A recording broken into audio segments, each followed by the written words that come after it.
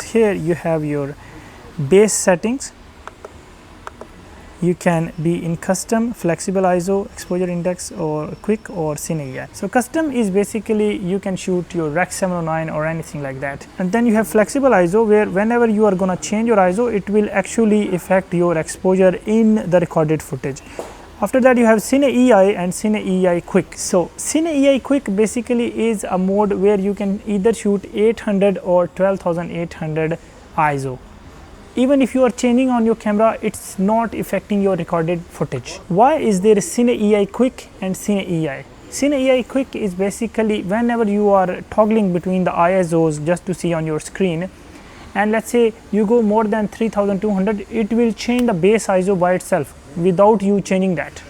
So that's a quick way of changing the base ISO, because in Cine EI you actually are shooting in 800 or 12,800.